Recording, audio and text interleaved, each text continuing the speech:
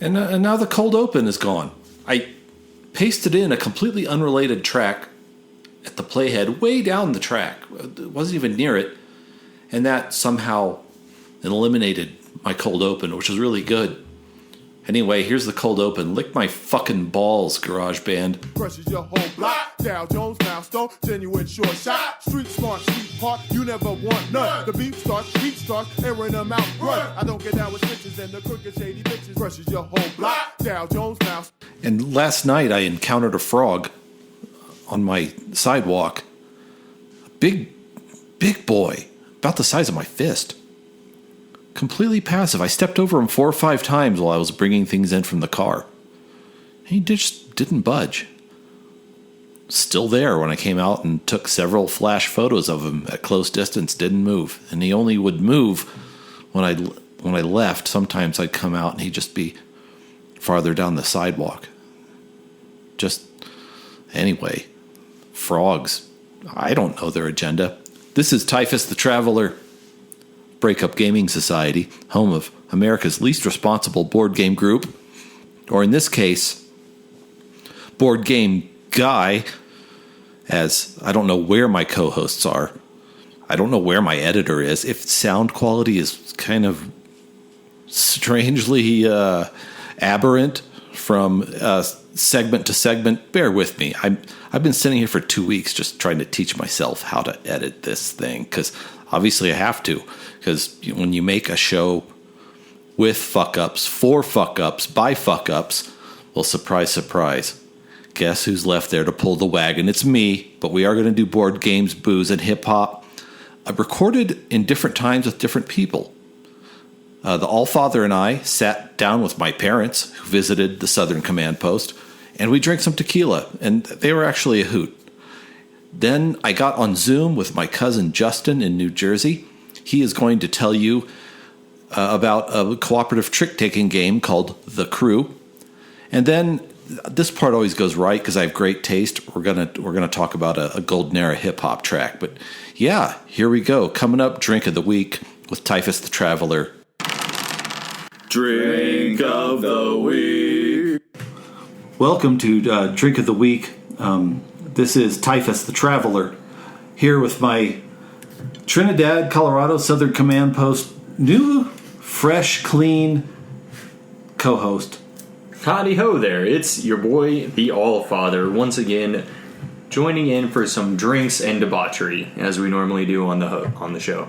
And this is special. Those of you who have taste and endurance may remember back to episode 25, the title of which is called My Mom is Better at Reviewing Whiskey Than I Am. It was the height of COVID. She was a sport, and she got on the phone with me, and we each tasted 2 different bourbons at the same time. And I'm pretty good with a metaphor and a descriptor, but she has the ability, she can parse her palate. She can parse a taste or a smell like an English professor could a sentence. That's why they're back, and we haven't killed either of them yet. The Olds are here, a.k.a. Do you have a stage name? Huh? Stage? The stage left already without me? I would expect nothing less. And of course the Moms is here. So what we have in front of us, and because it was such fun, I bought a bottle. It turns out it's a liter. One of my favorite places to buy liquor is when I'm back north in Colorado Springs. That's north to me. It's still southern Colorado. But downtown Fine Wines and Spirits, owned by a gentleman named Gregor, and I'll walk in and I'll ask him for his recommendations on things. I was like, I need a decent fifth of tequila today, but I cannot spend $50 or $60 on a really nice añejo, which means aged. But so he guided me to this, and I just realized today this is not a 750, this is a liter of Tequila Arete. It's 100% agave, it's reposado, that means rested, and I read the label earlier. It's made in Jalisco, and I've never had it. So the 4 of us are just going to take a nip and see what happens. May you fight long and well. Oh. Here, here. Salute.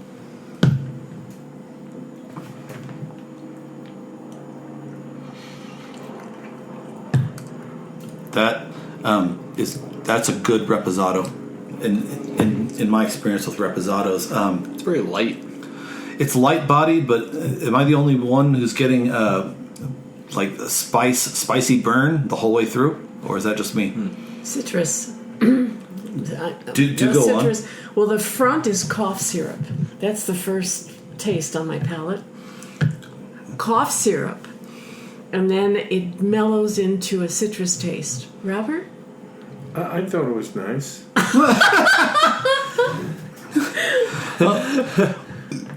Cough syrup, then citrus. You know, wood on fire. Very oaky. Help. Yeah. Any impressions from you, homie? Well, it smells like tequila. It tastes like tequila. Well, I should hope so. But it's a dang good tequila. Like we were saying, it goes down light. It doesn't hit you hard. And as old mother touched on, it's got that, because you said the olds. I was just going, I don't know, man. Call it whatever you want. I have no idea what's going on. Anyway. Yeah. Oh, savage! anything you want. Old father coming in with the jokes. With the tequila, we're looking at, it's light bodied. It is citrusy. I would agree with the citrus. You don't get cough syrup. The cough syrup, not too much. No, Yeah. like I think that just kind of is the front of most tequilas. Personally, that once you get past that, like it doesn't hit like the way a normal tequila does. That cough syrup, I'm just gonna guess that what you're experiencing is cough syrup, but I think what you're actually getting there is the agave. That's Paregoric. When we were kids, and remember, Robert, when we were kids and had stomach upset, our parents gave us Paregoric. And it had like cocaine or meth in it or something. And it really settled our stomachs. Tell me more about your parents. Because I never experienced this. Paregoric. and first of all, I was in labor with Nathan for 46 hours. oh, they doped you up with some like old school over the counter narcotic stuff that probably isn't made anymore. Paregoric. Paregoric. That's it. Forget That's the the cough flavor? syrup. It's Paregoric, which is a little more golden and liquid than cough syrup. I thought it really had a nice aftertaste, and it went down. I have a mellowness now in my throat, which I find very pleasant. Okay. It's not harsh. I like it. And you have a troubled esophagus, so this is really good Don't news. get personal. No, I would definitely agree with that. Old father. I'm the old father. My bad. I would definitely agree with you on that point. It does go down very smoothly, and that's. I think we can all agree with the tequila Arete that it is a smooth tequla. Okay, but all naked like this, what is it supposed to be served with? Your bloodstream. Oh my, no! I'm thinking Pardon me. What do you eat with tequila? I mean, it's like So Lime? the whole like rim salt lime thing. chilled and dressed. Yeah. To me, that's another way of saying I can't afford good tequila. However, and of course there are lots of good cocktails you can make with tequilas. But I like the flavor enough to where I just like them neat, room temperature in a glass, just so I can feel the flavor unpack. However, once I was at a restaurant in Santa Fe, and they had tequila and mezcal flights. I'm talking like whole pages of stuff I'd never heard before, and I ordered 2 of them. And so as palate cleansers, they'd serve it with shots of tomato juice and also wedges of orange dusted in salt and chili powder. wow. But but that was just as something to bite in between shots. In my opinion, you can find no end of things you can mix with a tequila or a mezcal and make a good cocktail. But being that I haven't had a tequila in a while and I've never had this brand, I wanted to taste it on its own, and I wanted you to, Thank you. you all to just experience it as well, and that's what we freaking did.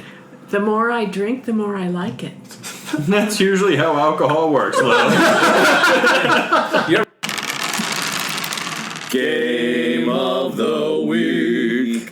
Just so we don't get stuck on the musty items on my board game shelf. Once in a while, we like inviting some of the young bloods on and seeing what they're playing. I was talking to Justin earlier, and you said that your game of the year so far is something called The Crew.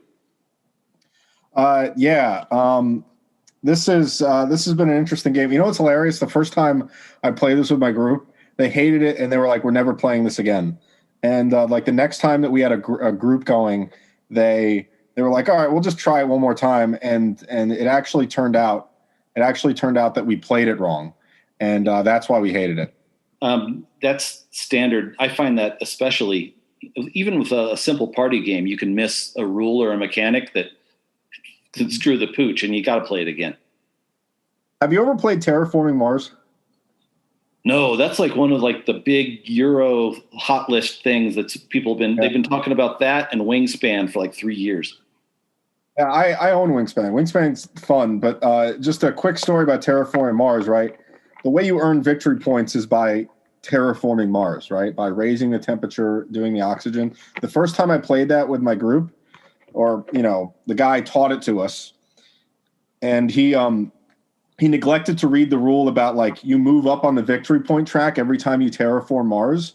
So the game was over, and like I had 2 points, and like the guy next to me had 1 point, and some guy had 0 points. Yeah, so that was fun. Yeah, and it was one of those things where like at the end of the game you're just like, we were definitely supposed to get points for terraforming the planet, right? This is literally called fucking terraforming Mars, right? Yeah, oh my god, and nobody got points. Oh, yeah. That's awesome. Yeah. One of our favorite games in my old household was Chaos in the Old World, and I played.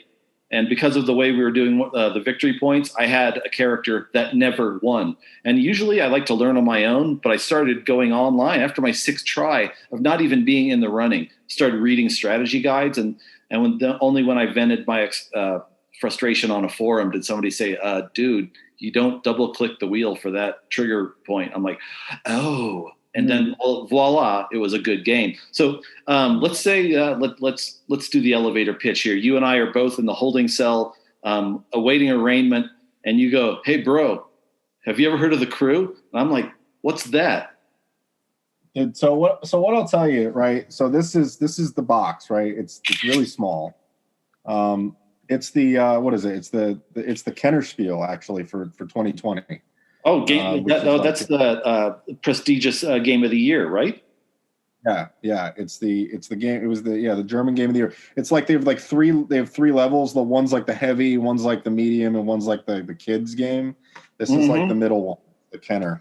And the elevator pitch for this one is I say this is a filler game that you're going to want to play as like the main course once like your group gets together, right? I would say it plays perfectly with 4, right? It seems to be designed around 4. And 3 is possible. I believe, I actually don't know if 5 is possible right now. But I believe it is, but like, it's definitely designed around 4 players, and it's a cooperative trick taking game, right? So you all win as a table or you lose as a table. Okay. And, the game comes with the rule book. At the back of the rule book are the missions, right? And the missions basically just tell you how you're going to play each one. And then when you finish a mission, you record it, and then you move on to the next one. And there's 50. And I probably played this for like 7 hours with my group, and we're on mission 15. Oh, meaty. And by the way, I got to know what was your group telling you? What were they giving as the reasons they never wanted to touch it again? What did you F up? Okay. So, for anyone who's actually played The Crew, they'll realize why this is totally game breaking, but like the way you kind of have to describe how it goes, but essentially the way it goes, right, is that like in the beginning of the game, there's basically 2 decks of cards in this. There's the smaller one and the bigger one. Right. And then in the beginning of the game, depending on what the mission is, we'll just say one person gets one of these cards, meaning like if you will win the mission, if you win the trick that has the blue 6, right? Notice that's the blue 6, right? And the way that you win a trick, the commander starts, or whoever starts the trick, right, plays a card, And then that's sorry, just for flavor and context, Sure. is the crew a criminal enterprise? Or is this a heist or something? Or it's the crew, the quest. it's like a crew in space of a ship. Okay, right, hold on, and I do need to mention something. The mission book has full blown lore. I mean, you're literally playing a fucking card game, right? But there's like lore. So like you'll finish a mission and it'll say some shit like you are nearing completion of the preparation phase. These last training phases are focused on the recalibration of the control modules, right? So like you can get into this if you want to. Okay, do you find that kind of setting and that kind of flavor helps y'all get into character as you play, or is it just become mechanical after a while? I mean, I would say like in a funny sense, I try to like include the theme, right? But like no one's gonna buy this for the theme, right? There are some games that I have in my collection that are just pure theme. I actually recently just I got Nemesis. Are you familiar with that one? I have seen the buzz, watched it pop up in a lot of my feeds. I know a lot of people are after it, but that's all I know. Yeah, it's like that game is like all theme, right? It's got these fucking ridiculous 5-inch miniatures that are like they're perfectly sculpted with alien. Like this is 2 decks of cards, right? That's space themed. Yep. I would give the theme on this one like a 2 out of 10. If I was to rate it, but who cares, right? The fact that there is a theme and it's not just numbers is good. And actually, I'd like to compare notes because over the winter, my girlfriend and I learned Fox in the Forest Duet, which is a cooperative trick-taking game. Yeah, and we got our heads around it pretty fast and took it on a weekend trip once and played the shit out of it. I've heard good things about that one. I actually have not played it though, and this was my first foray into trick-taking. What was this game? I was just looking for a filler game, and I heard about this one, and I picked it up. So go ahead. Sorry. But you asked how we fucked it up the first time. Well, the short and sweet as it is that the first time we played it, we thought so you deal out these cards. There's 40 of them, so everyone gets 10 cards, and whoever the commander is the one that has the number 4 rocket in their hand, right? That's the commander, right? They get like some fucking token, and then they're the ones that start the trick, right? We thought, or I'll say I incorrectly thought, right, based on my quick reading of the rules, that the commander needs to always start the trick, no matter who wins, no matter who wins throughout the round. So that's completely game breaking, right? You can almost never win a mission if that's, or like you get soft blocked. But it's actually who won the previous trick is the one who starts the next trick. So you basically start a trick by whoever's the first player, right? Either it's the commander if it's the first round, whoever won the last trick. They'll play a card in the middle of the table, right? So like let's just say it's like the 6, the blue 6. That's the suit. Blue is the suit. And the next player has to play something, right? If they have a blue, they have to play it, right? And if they don't have a blue, they can pretty much play whatever they want. And that goes around to every player until the last player plays their card. Whoever played the highest blue wins the trick. And if it had the card that you needed, right? Like let's say like the 6. Let's say I needed the 6 and I played I played this 6 and there was no higher blue card played. I would win the trick and we would win the mission. That's essentially the game. Oh, and that triggers game end. Well, that would be the round, right? But that would be a very, very simple. Like the missions themselves, the magic of the game is the missions. So like, additionally, you're not allowed to talk about what's in your hand, obviously, right? Mm-hmm. Because that would completely break the fucking game. Yep. But what you are allowed to do is that you have this token. This is called the communication token, right? And you're allowed to do this before a trick is played and in between tricks are being played. And you can put this token on the top. You put this card down, right? This 1 face up in front of everybody. You put this token on the top, the middle, or the bottom. If you put it on the top, it means that this is the highest card of this color that I have. I mean, this would be fucking impossible for a 1 for obvious reasons, right? Like this can't be like 1 can't be the highest yellow that I have, right? But you put it in the middle, meaning it would be the only one that I have. Or if I put it on the bottom, it means it's the lowest one or the lowest yellow that I have. Interesting. So it's a nonverbal cue, and the only way by which you're allowed to give hints. Exactly. And there's actually some missions where, like, now if that card doesn't apply to any of those three, if it's not the top only or lowest card that you have, you're not allowed to communicate it at all, right? But there are some missions where it literally says things like, you can communicate, but you can't put the communication token on it, right? So you can put it down. It needs to apply to those three things, but you can't say what if it's your top, lowest, or only. And that's some of the ways that the missions sort of like. And that facet is interesting, and it is kind of thematic because you can almost picture a harried character fighting their way to an intercom to try to relay some crackly message. What did he say? He said, "Put the cat in the oven."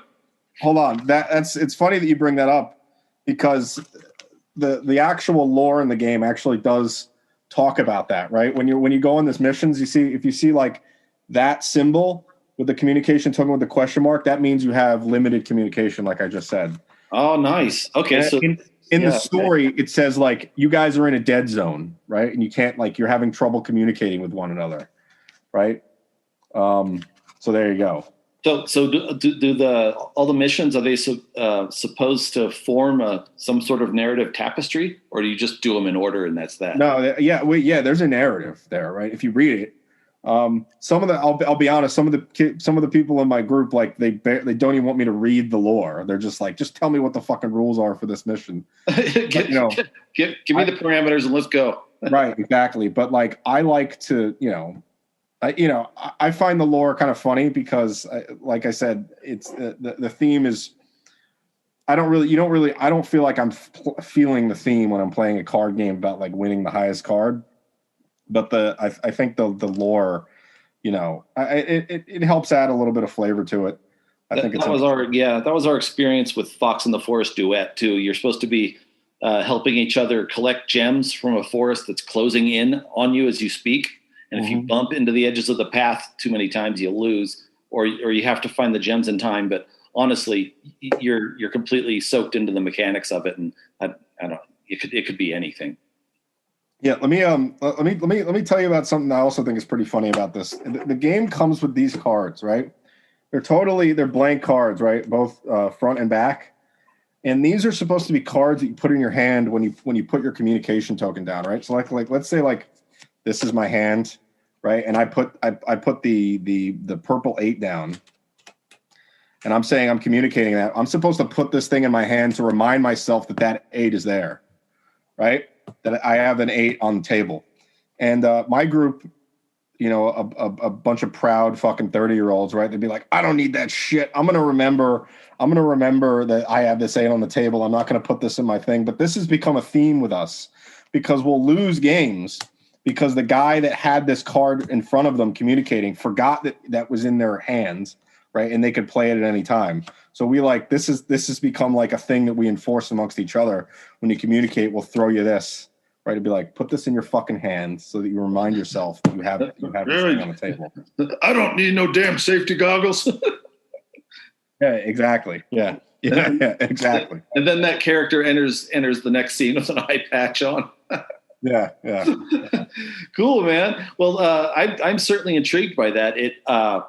I've been doing I don't know if you've been listening lately, but been getting some folks down here in Trinidad to come to the microphone. And my new recruit loves Space Hulk Death Angel, which is a cooperative card game. And it was interesting what you were saying about the comms thing, because in Death Angel, you pick action cards for each of your teams that you're commanding. And you're not allowed to talk about the cards in your hand, although you are allowed to talk about objectives. It's kind of you can't say, hey, you play attack and I'll play shield, but you can say, hey, it looks like so-and-so's in an awful lot of trouble up there, but that's as far as it should go. So it's interesting to see how other designers treat that way of making sure that, you don't just win it walking away because you're not playing right. Yeah. Cool. Yeah. Well, cool. Justin, thank you for being a part of the Breakup Gaming Society family and of our family. And thank you for coming on and giving us a little flavor of the cooperative trick-taking game called The Pledge, or The Crew. Yeah, whatever. It's been a pleasure. Thank you so much. Have a good one. Adios, my friend. Track of the... Get this barbershop quartet bullshit out of here. What the hell? This is supposed to be a damn Geritol boy band you got going on here? Bullshit that is. Kind of stupid. Fucking next. Relax and take a seat. Sit back and play the beats and blast it in your Jeep. It's the track of the week. I'm ratchet in the streets. Talk trash to the geeks. Get smacked in the beak. It's the track of the week. Typhus the Traveler back for Track of the Week. Thank you, Dow Jones, for correcting us in the middle of our misguided attempt at a hip-hop intro. Anyway, today we're going to feature a rapper I love. And I think for a time in the late 80s, one of the very, very best on the mic. That would be Mr. Chubb with 2 B's, Rock. Big dude. Grew his fan base. He kind of was incubated in the black frat scene. A lot of it, his like sort of fan, his launch pad was that culture.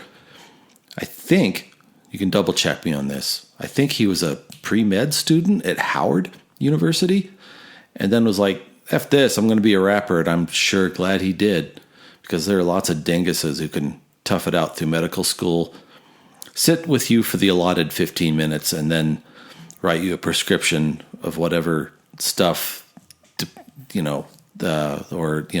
specialist, referrals, whatever, Eli Lilly rep took him golfing last. Oh, you need this. I'm just kidding. I don't mean to simplify the medical profession, but it's a long way of saying that Chubb Rock gave us something special on the mic. And the song we're going to sample today briefly is Ya Bad Chubbs off, and the winner is with Chubb and Hitman Howie T. I think it was his first album, but don't hold me to that. But he had a wit about him, and was agile. And when you survey the landscape of all the talented people on the microphone from across hip-hoplandia, I think in retrospect, Chubb's work still stands up.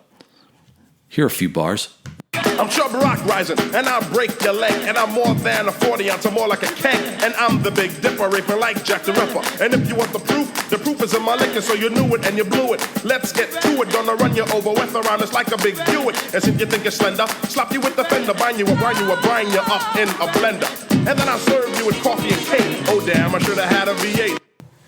That was just a little bit of Chubb Rock style rhyming, and I'm also going to play you just a bit of the chorus. I love those songs where they don't even, bother doing much on the chorus except letting the beat run, because the beat's good. I like this because it's got that that sharp snare that's immediately followed by that clap. And if you know your late 80s stuff, will also hear they're looping a snippet of the very first few seconds of I'm Bad by LL Cool J, where LL winds up by going, oh, they snip a piece of that, and to me it makes the whole chorus very effective. Here you go.